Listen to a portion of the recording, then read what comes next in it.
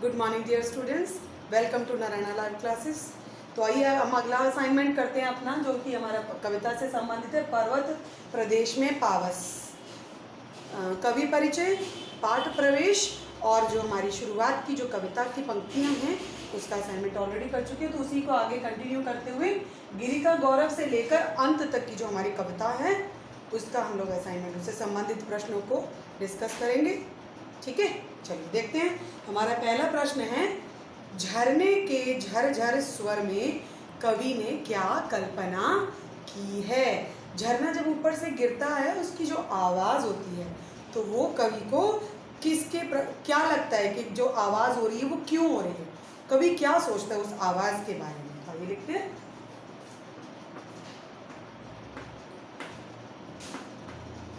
उपर्युक्त पंक्ति में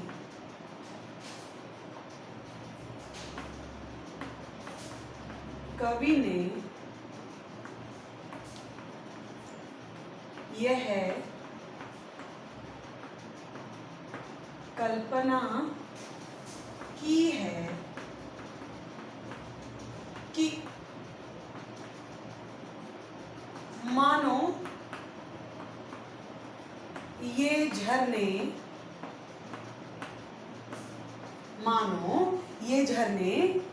पर्वत की महानता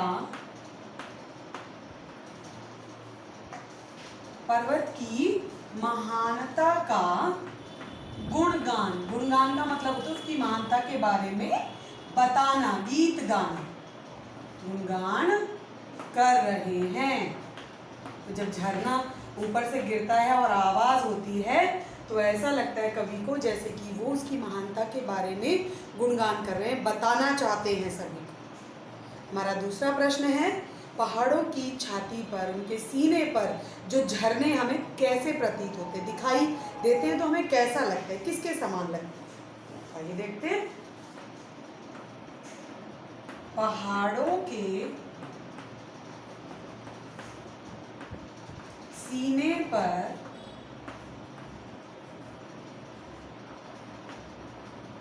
झरने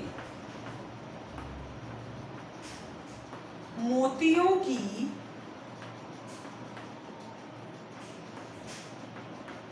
लड़ियों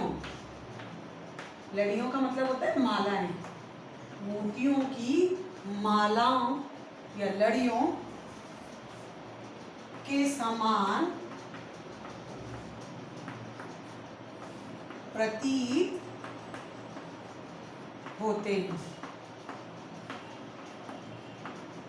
आपने देखा है कि झरना जब ऊपर से गिरता है तो हमें पानी नहीं दिखाई देता, हमें सफ़ेद रंग की लड़ियां टाइप में दिखाई, जैसे बूंदे बिल्कुल एकदम लगातार एक चेन के रूप में गिर रही है और वो बिल्कुल सफ़ेद होती है।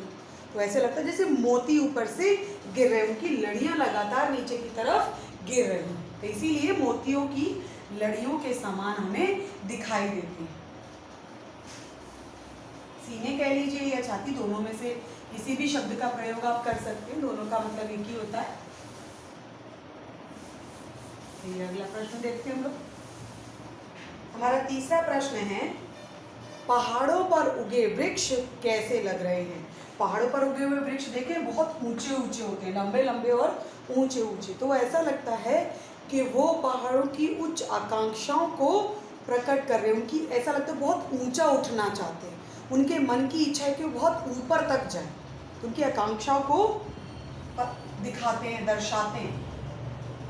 किसकी? पहाड़ की। पहाड़ों पर उगे वृक्ष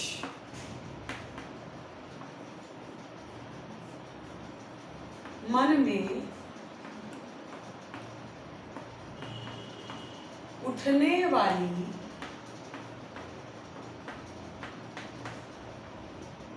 उच्च का अर्थ होता है ऊंची, उच्च आकांक्षाओं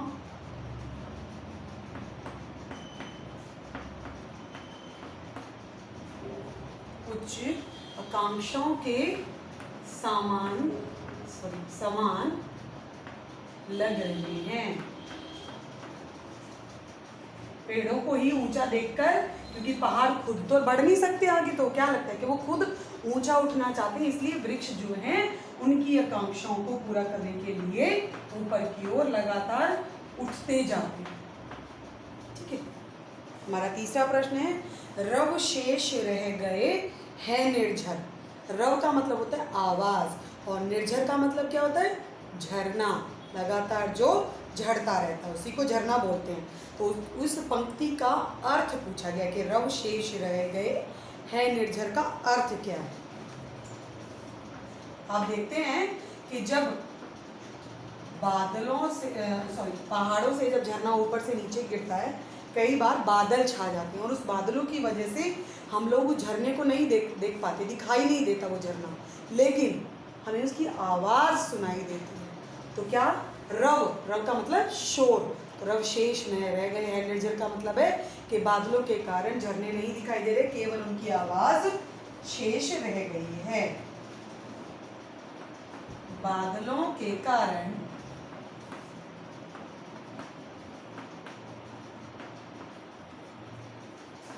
झरने दिखाई देना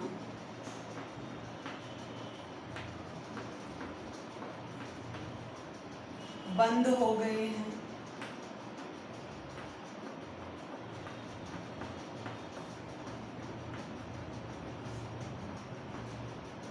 उनकी आवाज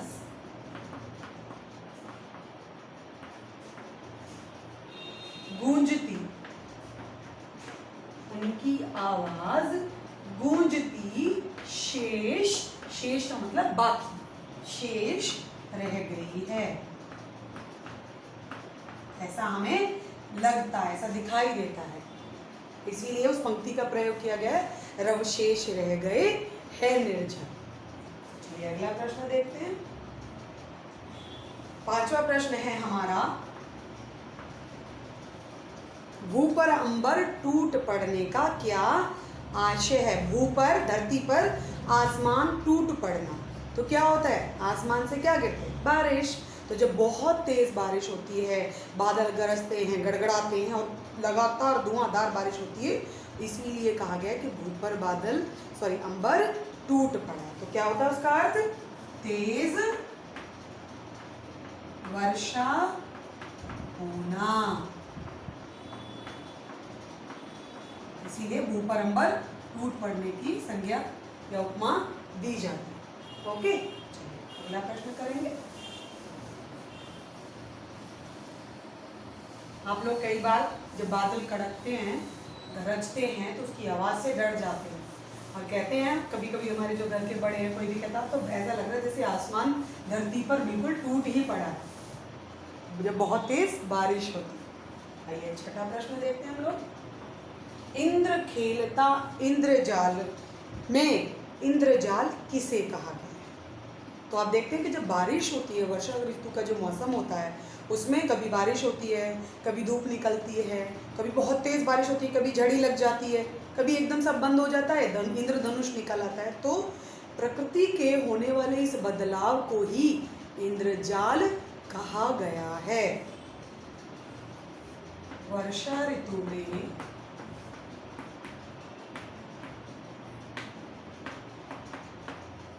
बदलते प्राकृतिक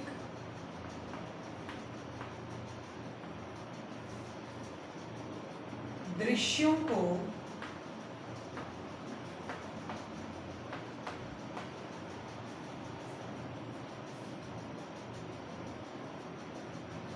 इंद्रजाल कहा गया है। जाल कैसा होता है? किसी को भी फंसा लेता है ना? तो ऐसे ही इंद्र देवता, आप लोग जानते हैं कि वर्षा जो देवता है उसको किसको माना जाता है? इंद्र को। तो इंद्र देवता अपनी इन कलाओं को जब दिखाते हैं ना, अलग अलग दृश्यों को दिखाते हैं, तो कोई भी मनुष्य उसमें फंस जाता है। फंसने का मतलब आकर्षित हो जाता है, मोह, उन्हें बहुत मनमोहक लगती है ये सब चीज़ें, तो सारे काम छोड़ छाड़ के उन दृश्यों को देखने के लिए बैठ जाते हैं। तो इसीलिए उसे इंद्रजाल कहा गया है। हमारा 7वां प्रश्न है कि इस कविता में मानवीकरण अलंकार का प्रयोग किस प्रकार किया गया है। बेटा मानवीकरण अलंकार वहाँ होता है जब प्रकृति की क्रियाओं को मनुष्य की क्रियाओं के रूप में प्रस्तुत किया जाता है, मानव की क्रियाओं से संबंधित तुलना करके या उनके रूप में प्रस्तुत किया जाता है, प्रेजेंट किया जाता है, उसी तभी वहाँ पर मानवीकरण अलंकार होता है। और हमारी इस कविता में पर्वत प्रदेश पावस में ऐसे बहुत से उदाहरण दिए गए हैं, जैसे फॉर एग्जाम्पल आकाश का झांक कर देखना नीचे की तरफ, फूलों का निहारना, वृक्षों का भयभीत हो जाना, डर जाना, पर्वत द्वारा अपना प्रतिबिंब नीचे तालाब में या झील में देखना, और इंद्र का जादुई खेल दिखाना, मैजिक दिखाना, वो सब क्या है, मनुष्य करता है ये सब कार्य। लेकिन कविता में प्रकृति के जितने भी दृश्य हैं उनको इसी रूप में प्रस्तुत किया गया, तो इसीलिए कविता में मानवीकरण अलंकार का भरपूर प्रयोग हुआ है। इस कविता में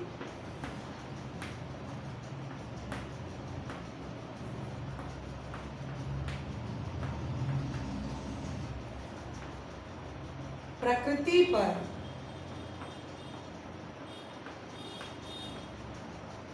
मानवीय भावों को आरोपित का मतलब होता है उसके रूप में दिखाना, आरोपित करके या दर्शाकर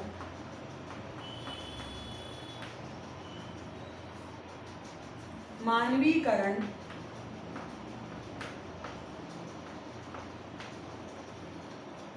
अलंकार का प्रयोग